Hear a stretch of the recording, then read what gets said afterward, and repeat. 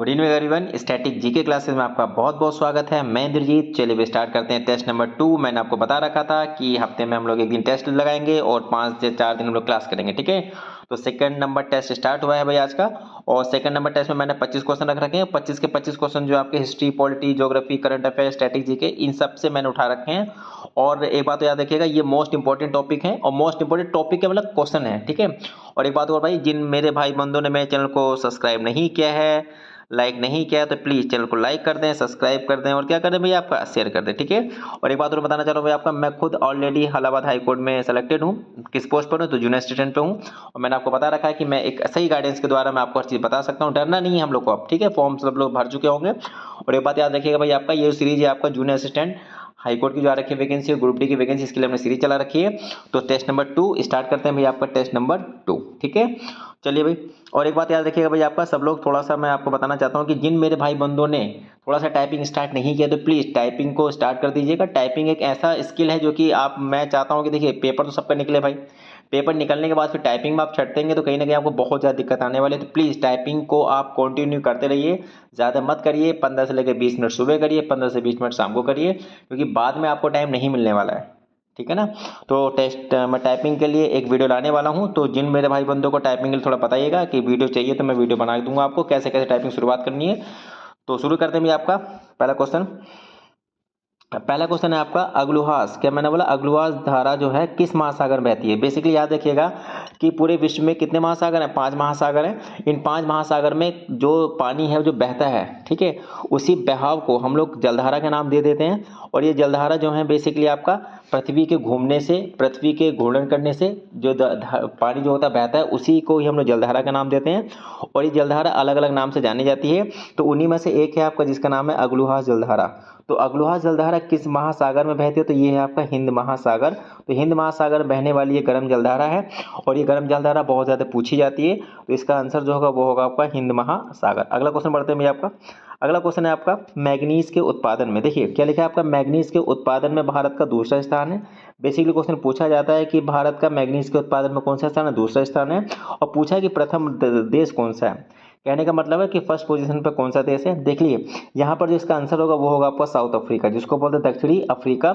और ये दक्षिणी अफ्रीका जो है आपका मैग्नीज के उत्पादन में विश्व में प्रथम स्थान रखता है, ठीक है। चलिए अगला क्वेश्चन बढ़ते हैं भैया आपका। थर्ड क्वेश्चन है आपका जिसका नाम है कि निम्नलिखित में से कौन सा देश कोयले के उत्पादन का सबसे बड़ा उत्पादन है। कहने का मतलब है, देखिए यहाँ पर समझिएगा, मिनरल्स का क्वेश्चन है, बेसिकली ज्योग्राफी का और स्टैटिक का क्वेश्चन है। इसको बोलते हैं आपका मिनरल्स ज्योग्राफी, ठीक है, इकोनॉमिक ज्योग्राफी। तो यहाँ पे समझिएगा, यहाँ पे देखिए 2 क्वेश्चन पूछता है। एक पूछता है आपका रिजर्वर के मामले, भंडारण के मामले में, एक पूछता है उत्पादन के मामले, जिसको बोलते हैं आपका प्रोडक्शन के मामले में। यहाँ पे प्रोडक्शन के मामले में क्वेश्चन पूछा गया है। देखिए भंडारण का मतलब होता है कि जहाँ पर आपके चीज़ें हैं लेकिन अभी खोदी नहीं गई हैं, ठीक है। और उत्पादन के मामले में जहाँ सबसे ज़्यादा उत्पादन हो रहा है।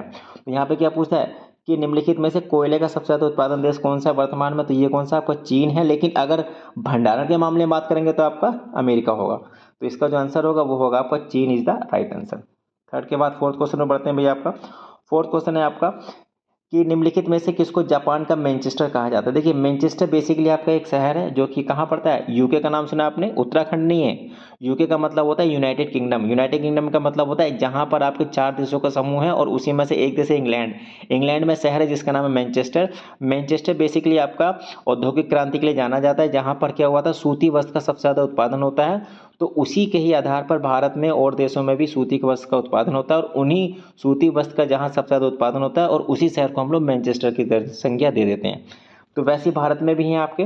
भारत में बेसिकली 3 शहरों को भारत का मैनचेस्टर बोलते हैं, जैसे कि आपका अहमदाबाद हो गया, उत्तर भारत की बात करेंगे कानपुर हो गया, दक्षिण भारत की बात करेंगे तो आपका कोयम्बतूर हो गया। तो जापान का शहर है जहाँ पर मैनचेस्टर कहा जाता है, कौन सा भैया आपका? ओसाका। ओसाका में सबसे ज़्यादा क्या होता है भैया आपका? तो सबसे ज़्यादा सूती वस्त्र का उत्पादन होता है। ये मोस्ट इंपॉर्टेंट क्वेश्चन, इसका जो आंसर हो गया होगा Osaka is the right answer. आगे बढ़ते हैं भैया आपका। 5वां क्वेश्चन है आपका, बड़ा इंपॉर्टेंट क्वेश्चन समझिएगा। भारत के स्वतंत्रता संघर्ष के दौरान डेक्कन एजुकेशनल सोसाइटी, क्या मैंने बोला, डेक्कन एजुकेशनल सोसाइटी की स्थापना किसने की थी? बेसिकली आपका मॉडर्न हिस्ट्री का क्वेश्चन है ये। इसमें ये बोला गया है कि जब भारत अपना स्वतंत्रता की तरफ बढ़ रहा था तो उस समय दक्षिण भारत का नाम सुना आपने, महाराष्ट्र कर्नाटका के क्षेत्र को हम लोग डेक्कन का नाम बोलते हैं। इस डेक्कन वाले क्षेत्र में डेक्कन एजुकेशनल सोसाइटी की स्थापना किसने की थी? तो ये कौन है भैया? आपका बाल Gangadhar Tilak is the right answer. बाल Gangadhar is the right answer. ये क्वेश्चन बहुत ज़्यादा पूछे जाते हैं कि कौन कौन संस्था का किस किसने शुरुआत की थी, तो इसमें से एक है आपका डेक्कन एजुकेशन सोसाइटी। आगे बढ़ते हैं भैया आपका छठा क्वेश्चन देखिए भैया आपका छठा क्वेश्चन बहुत अच्छा है कि 1857 की गदर, गदर का मतलब समझिएगा, ये क्रांति ही है, इसको गदर के नाम से भी जो बोलते हैं, रेवोल्यूशन के नाम से ही बोलते हैं, क्रांति के नाम से ही बोलते हैं, और 1857 की विद्रोह के नाम से ही बोलते हैं। किस समय भारत का गवर्नर जनरल कौन था? कहने का मतलब है कि अंग्रेजों के द्वारा यहाँ पर एक गवर्नर जनरल को नियुक्त किया गया था, उसका नाम क्या था? तो उस समय था Lord Canning is the right answer. ये बहुत बहुत बार क्वेश्चन रिपीटेड है, इसलिए बहुत ज़्यादा पूछा भी जाता है। 1857 क्रांति को अच्छे से पढ़िएगा, यहाँ से क्वेश्चन रिपीट होते ही हैं, ठीक है। तो इसका आंसर क्या होगा आपका? Lord Canning. आगे बढ़ते हैं भैया आपका, ये है आपका सातवां क्वेश्चन। सातवां क्वेश्चन है भाई आपका, समझिएगा कि विंध्याचल पर्वत और सतपुड़ा पर्वत के बीच होकर बहने वाली नदी कौन सी? देखिए समझिएगा भाई, ये बहुत इंपॉर्टेंट क्वेश्चन है। एक ऊपर है आपका कौन सा? विंध्याचल पर्वत, एक कौन सा नीचे आपका? सतपुड़ा पर्वत। इसी में से एक नदी बह के जाती है, इसका नाम क्या है भाई आपका? इस नदी का नाम है आपका नर्मदा। ये भ्रंश घाटी में बहने वाली भारत की सबसे लंबी नदी भी है और सबसे बड़ी नदी भी, ठीक है, जिसका नाम है नर्मदा। ये क्वेश्चन पूछा गया, एक क्वेश्चन और पूछा गया है कि नर्मदा नदी किन दो पर्वतों के मध्य बहती है? तो विंध्याचल और सतपुड़ा, ठीक है। ये क्या बनाती है भैया आपका? ये एस्टूरी बनाती है।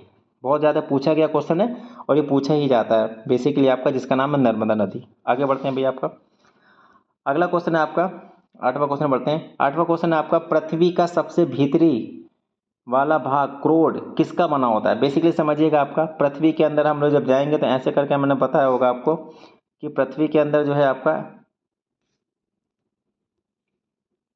समझिएगा ये करके कुछ बना होता है यहाँ पे, तो ऊपर से समझिएगा, ऊपर से इसको क्या बोलते हैं भैया आपका? इसको बोलते हैं क्रस्ट, इसको बोलते हैं मेंटल, नीचे वाले को बोलते हैं कोर, ठीक है। तो कोर जो नीचे वाला क्षेत्र होता है, ये किसका बना होता है? तो क्रोड बना होता है आपका, जिसको बोलते हैं, आपने सुना होगा सियाल, सियाल, सीमा और नीफे, NIFE, नीफे।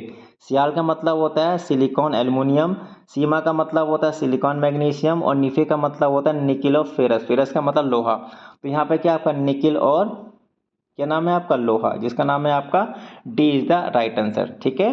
ये मोस्ट इंपॉर्टेंट क्वेश्चन है, पूछा गया है पेपर में। तो आठवें का आंसर क्या होगा भैया आपका? तो आठवें का आंसर होगा आपका D is the right answer, nickel एवं लोहा। आगे बढ़ते हैं भैया आपका अगला क्वेश्चन है आपका नाइन्थ क्वेश्चन। नाइन्थ क्वेश्चन की बात कर लेते हैं। क्या लिखा है आपका? इन्वेस्टर प्रोटेक्शन फंड, क्या लिखा है? इन्वेस्टर प्रोटेक्शन फंड किस संस्था ने स्थापित किया है?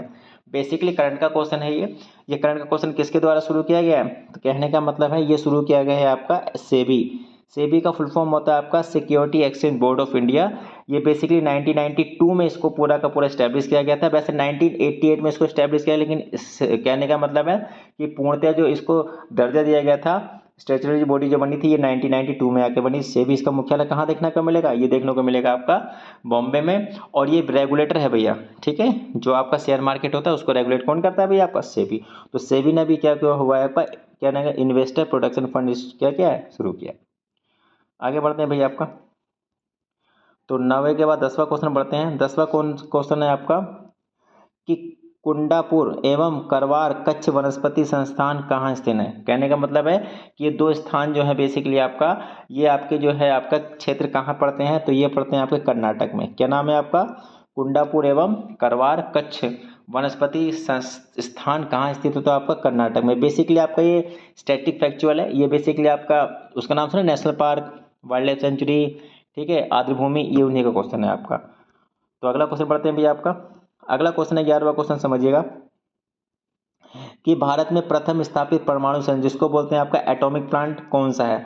ये बहुत इंपॉर्टेंट क्वेश्चन है, बहुत पूछा जाता है, क्योंकि भारत का पहला है ये एटॉमिक पावर प्लांट खोला था। कहाँ खोला गया था आपका? तारापुर। कहाँ खोला गया था आपका? तारापुर।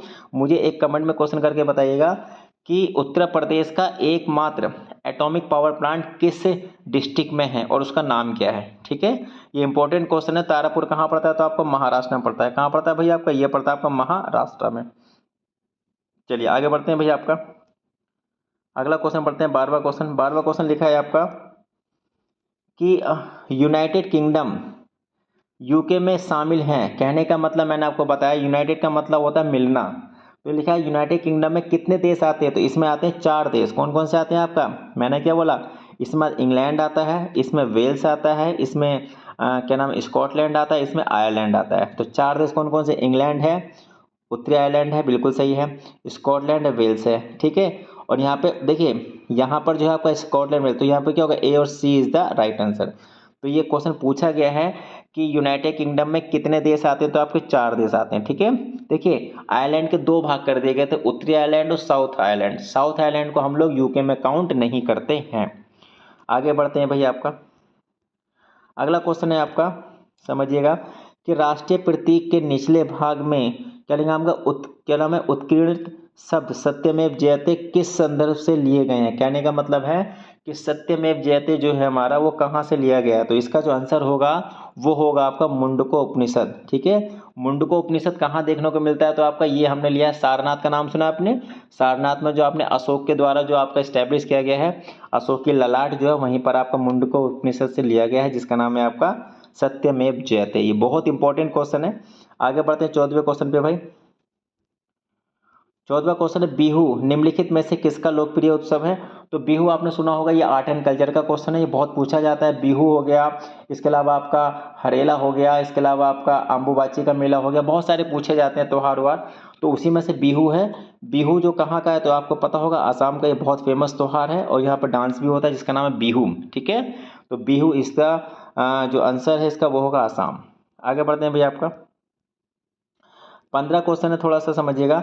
विवेकानंद रॉक मेमोरियल कहाँ स्थित है। ये बेसिकली आपका हिस्ट्री का क्वेश्चन भी समझ सकते हैं, ये आर्ट एंड कल्चर का क्वेश्चन समझ सकते हैं, स्टैटिक का भी क्वेश्चन समझ सकते हैं, जीएस का भी समझ सकते हैं। तो विवेकानंद रॉक मेमोरियल कहाँ देखने को मिलता है, तो ये देखने को मिलता है आपका तमिलनाडु के कन्याकुमारी में।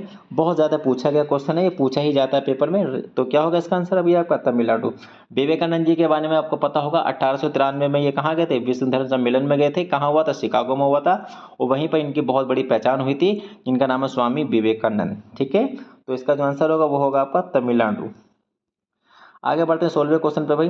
16वां क्वेश्चन समझिएगा, ये है प्रथम गोलमेज सम्मेलन कहाँ हुआ था। ये मॉडर्न हिस्ट्री का क्वेश्चन। देखिए गोलमेज सम्मेलन बेसिकली 3 हुए थे। देखिए गोलमेज सम्मेलन का मतलब समझिएगा कि इंग्लैंड में जो क्या होते थे कि सब एक गोल मेज रहती थी, उस पर सब लोग बैठते थे, वहीं पर सम्मेलन होता था। यहाँ पे किसी को वरीयता नहीं दी जाती थी, ठीक है। तो यहाँ पे सब लोग एक समान होकर बैठते थे, इसी गोलमेज सम्मेलन के नाम से हम लोग जानते थे। ये कहाँ हुआ था भैया आपका, ये हुआ था लंदन में हुआ था, ठीक है। और ये मॉडर्न हिस्ट्री का क्वेश्चन है। और एक क्वेश्चन ये बताइए कि सबसे मेन इंपॉर्टेंट क्वेश्चन पूछा था, गांधी जी किस गोलमेज सम्मेलन में शामिल हुए थे, पहले में, दूसरे में, तीसरे में, या इनमें से कोई नहीं, ठीक है। और एक क्वेश्चन और थोड़ा कमेंट करके मुझे बताइएगा कि गोलमेज सम्मेलन जो थे इनमें तीनों गोलमेज सम्मेलन में भाग लेने वाले कौन पर्सन थे, ठीक है। ये भी आप मुझे कमेंट करके बताइएगा। तो अगला क्वेश्चन करते हैं भैया। आपका अगला क्वेश्चन है आपका कि महात्मा गांधी जी को क्या लिखा, राष्ट्रीय पिता के रूप में उल्लेख सबसे पहले किसने किया था। तो ये आपको पता होगा भाई, सुभाष चंद्र बोस जी ने किया था। 17वें का आंसर क्या होगा आपका, Subhash Chandra Bose is the right answer. देखिए बहुत सारे लोगों ने बहुत सारे पर्सन को उपाधि दी है, जैसे महात्मा की उपाधि दी है, बापू की उपाधि दी है ना। इसके अलावा आपका नेहरू जी को चाचा जी की उपाधि दी है, ठीक है। और बहुत सारी उपाधि दी, उनमें से आपका राष्ट्रपिता की उपाधि किसने दी है गांधी जी को, तो सुभाष चंद्र बोस ने दी है। आगे बढ़ते हैं भैया अगला क्वेश्चन।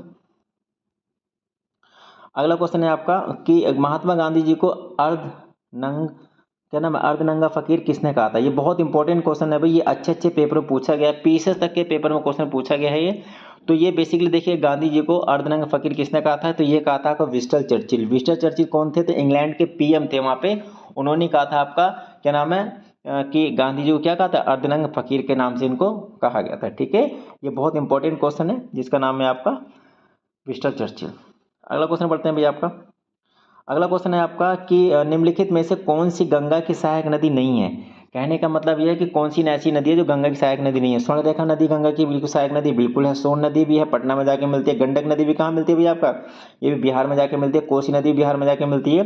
तो इसका जो आंसर होगा वो होगा भैया आपका निम्नलिखित में से सभी ऐसी नदियां हैं जो कि, समझिएगा इसका जो आंसर क्या होगा भैया आपका, क्वेश्चन पूछा गया है कि निम्नलिखित में से कौन सी गंगा की सहायक नदी नहीं है।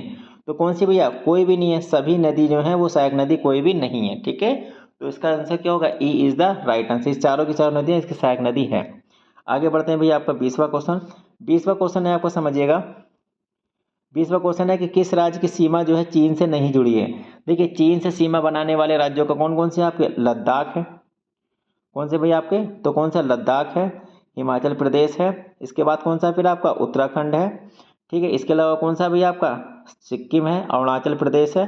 तो इसमें से कोई ऑप्शन है, तो Arunachal Pradesh is the right answer. तो अरुणाचल प्रदेश जो है चीन की सीमा को टच करता है। ये भारत के पड़ोसी देशों से क्वेश्चन पूछे जाते हैं, तो इसका जो आंसर होगा वो होगा आपका Arunachal Pradesh is the right answer. अगला बढ़ते हैं भैया, आपका 21वां क्वेश्चन करते हैं। काजीरंगा नेशनल पार्क कहाँ पर है, तो काजीरंगा नेशनल पार्क देखने को मिलेगा आपका आसाम में। मोस्ट इंपॉर्टेंट है, काजीरंगा हमें सुर्खियों में बना रहता है, हाथियों के लिए भी फेमस है ये। इसके अलावा आपने सुना होगा टाइगर रिजर्व भी है ये, ठीक है, वाइल्ड लाइफ सेंचुरी भी है ये। मोस्ट इंपॉर्टेंट जिसका नाम क्या, काजीरंगा नेशनल पार्क। आगे बढ़ते हैं भैया, आपका 22वां क्वेश्चन, ऑपरेशन फ्लड। बेसिकली आपको समझिएगा, यहाँ पे ये क्वेश्चन पूछे गए पेपर में कि भारत में समय समय पर बहुत चीज़ों का उत्पादन हुआ है, बड़े लेवल पर उत्पादन हुआ है, और उन्हीं उत्पादकों को हम लोग एक ऑपरेशन के नाम से जानते हैं, जैसे कि ऑपरेशन फ्लड हो गया, ठीक है, ऑपरेशन ग्रीन हो गया। और आपने पढ़ा होगा, तो ऑपरेशन फ्लड की बात करते हैं तो ऑपरेशन फ्लड जो है किस संबंधित है आपका, तो ये है आपका दूध के उत्पादन से। दूध के उत्पादन में बहुत ज़्यादा क्या हुआ था भाई, आपका बड़े लेवल प्रोडक्शन हुआ था, इसीलिए इसको ऑपरेशन फ्लड के नाम से हम लोग जानते हैं, ठीक है। सॉरी, डेयरी, डेयरी क्या होगा आपका, डेयरी होगा भाई, डेयरी, डेयरी, डेयरी विकास के लिए, आयात नहीं होगा, डेयरी उत्पादन, ठीक है। तो डेयरी में भी दूध के उत्पादन होता है, तो dairy is the right answer, ठीक है। दूध का आयात नहीं, क्या होगा, डेयरी उत्पादन। तो आगे बढ़ते हैं भैया, आपका अगला क्वेश्चन, आपका 23वां क्वेश्चन समझिएगा। यहाँ पूछा है कि धान की खेती के लिए, बेसिकली आपका धान की खेती के लिए उत्तम मिट्टी कौन सी है। बेसिकली धान काटे भी जा रहे हैं ना इस समय, तो धान की मिट्टी के लिए कौन सी है भैया आपका, तो यहाँ पर समय देखिए, यहाँ पर बड़ा कंफ्यूज मत होइएगा। यहाँ पर दोमट मिट्टी भी इज द राइट आंसर है और काली मिट्टी भी राइट आंसर है, लेकिन मैंने यहाँ पर आपको दोनों के दोनों ऑप्शन डाले हैं। तो पहले अगर देखिए, सबसे अच्छा जो सटीक आंसर हो क्या होगा भैया आपका, तो ये इसका आंसर होगा आपका काली मिट्टी, ठीक है। काली मिट्टी अगर ऑप्शन में ना हो तो दोमट मिट्टी इज द राइट आंसर। तो यहाँ पे क्या होगा, ए और सी दोनों होगा, ए और सी इज द राइट आंसर होगा। लेकिन अगर दोनों में से एक को चुनना होगा तो आप काली मिट्टी इज द राइट आंसर, ठीक है। और हाँ, ये डिपेंड भी करता है एग्जामिनर के ऊपर कि एग्जामिनर ने क्या सही मान रखा है, ठीक है। तो मैंने इसको जानबूझ कर क्वेश्चन डाला है, इसका जो आंसर क्या होगा भैया आपका, तो ए और सी इज द राइट आंसर। आगे बढ़ते हैं भैया, आपका 24वां क्वेश्चन देखिए, आपका इंपॉर्टेंट है। ये पूछा गया है कि कौन सा भारतीय शहर हैवी इलेक्ट्रिक्स के लिए संबंधित है। कहने का मतलब है कि बड़े बड़े इलेक्ट्रिक के सामान कहाँ बनते हैं, तो आपके Bhopal is the right answer. Bhopal is the right answer. Bhopal कहाँ पड़ता है भैया आपका, तो मध्य प्रदेश में पड़ता है। लास्ट क्वेश्चन करते हैं भैया, आपका लास्ट क्वेश्चन है आपका, समझिएगा भाई, कि भारत में, क्या मैंने बोला आपका, ये लिखा है भारत में हरित क्रांति। बेसिकली यहाँ पे क्वेश्चन गलत है, ये यहाँ पर होगा आपका कि श्वेत क्रांति। क्या मैंने बोला आपका, श्वेत क्रांति। भारत में श्वेत क्रांति का श्रेय जिस सुविख्यात कृषि औद्योगिक वैज्ञानिक को जाता है उसका नाम क्या है, तो इनका नाम है वर्गीस कुरियन। क्या नाम है भैया आपका, वर्गीस कुरियन। अगर यहाँ पर हरित क्रांति होता तो इनका नाम होता एम एस स्वामीनाथन। क्या होता आपका, एम एस स्वामीनाथन होता, ठीक है। तो यहाँ पे एम एस स्वामीनाथन आंसर है नहीं, तो यहाँ पे क्या होगा, श्वेत क्रांति होगा। तो भारत में श्वेत क्रांति का श्रेय किस वैज्ञानिक को जाता है, तो ये है आपका वर्गीस कुरियन, ठीक है भाई। तो 25 के 25 क्वेश्चन हो गए, तो कमेंट करके मुझे बताइएगा आप कितने सही हैं। अगर आपके 15 से लेकर 18 भी सही हो रहे हैं तो धीरे धीरे आपका इंप्रूवमेंट होगा। और मैंने क्वेश्चन जो है आपके ज़्यादा टफ नहीं डाले हैं, बिल्कुल सही क्वेश्चन डाले हैं। तो थैंक यू भाई, आज के लिए इतना ही, और कल मिलते हैं एक नई वीडियो के साथ। तब तक के लिए नमस्कार।